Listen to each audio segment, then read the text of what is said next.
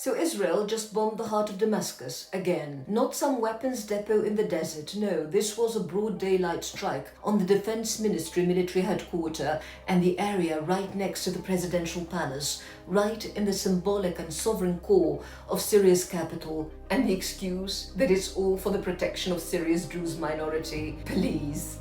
This is the same Israel that's murdered over 60,000 Palestinians in Gaza, mostly women and children, and injured over 130,000 more, that's flattened nearly 80% of Gaza's buildings, that's turned starvation into strategy and Gaza into the world's largest open-air concentration camp, a state that does this, that slaughters in Gaza, that enforces apartheid in the West Bank, that discriminates even against its own Palestinian citizens under the basic law, has absolutely no business pretending it's suddenly a champion of minority rights. And certainly not in Syria. The Druze there are Arab, Syrian, part of the nation. They've never needed protection from Israel, and they know better than to accept it. Let's talk about where Israel hit. Not Suwaida, not the mountains, but Umayyad Square, the very soul of Damascus, a place heavy with history and pride, named after the Umayyads, the first great Islamic empire, whose capital was here, not in Riyadh or Cairo, but Damascus,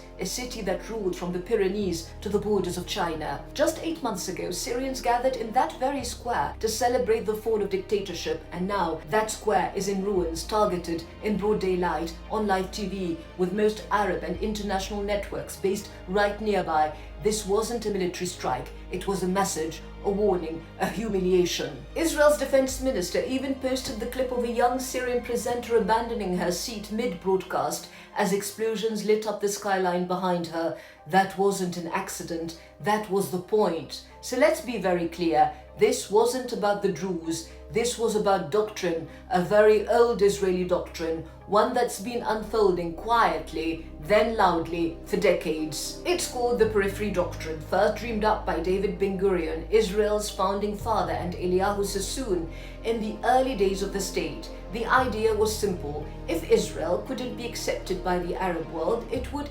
encircle it with non-Arab allies like Turkey, Iran, and Ethiopia, and weaken it from within. How? By supporting ethnic minorities, exploiting divisions, turning neighbor against neighbor, fragmenting the region so Israel could dominate it. Ben-Gurion wasn't subtle about it. He told his generals, and I quote, "Our aim is to smash Lebanon, Transjordan and Syria, then we bomb and move on and take Port Said, Alexandria and Sinai."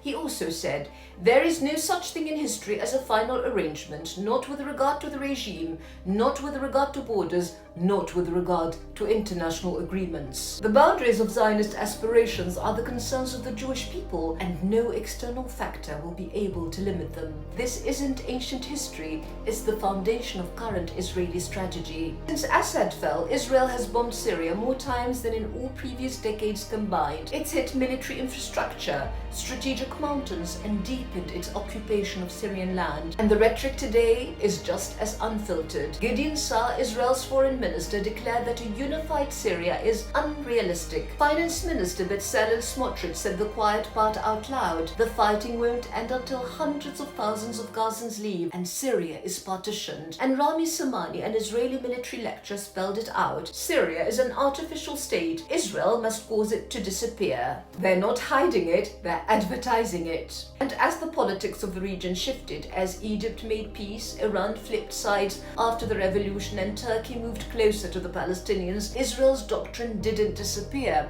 It evolved. It found new targets: Lebanon, Iraq, Sudan. But Syria remains central.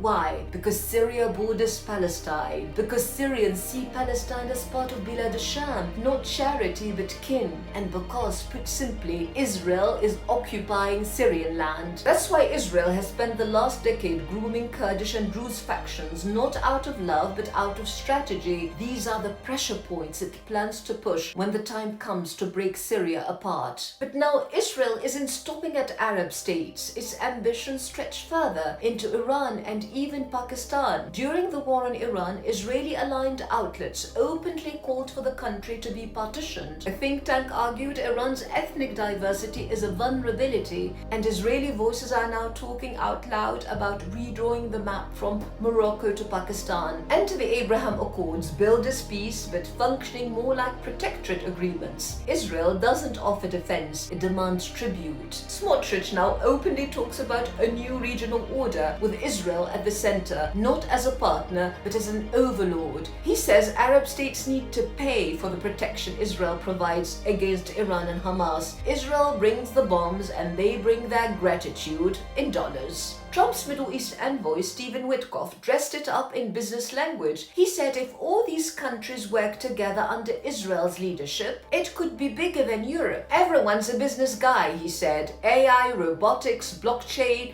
the buzzwords were all there. But this isn't tech collaboration, it's economic annexation, a plan to turn Israel into the regional hub of trade, security and power, and turn its neighbors into dependents. This isn't diplomacy, this is feudalism in a three-piece suit. And here's where the fantasy begins to crumble, because for all its firepower, Israel is now overreaching. The more it expands, the more enemies it creates. The periphery it once courted, Iran, Turkey, Pakistan, now views it not as a regional actor, but a regional threat, a destabilizing force, a colonial problem, and across the Arab world, from Gaza to Damascus to Sana'a, its wars are knitting together a sense of shared defiance. What Israel sees as fragmentation may well become its undoing. It's not just anger that's rising, it's clarity, a growing understanding that the enemy isn't a sect, a party, a government, it's the doctrine of domination itself. From Gaza to Damascus, from Tehran to Beirut, people are watching and they're no longer confused. They see the pattern. They know this isn't about defense, it's about domination. What's under attack is not just land or regimes, it's identity, it's sovereignty,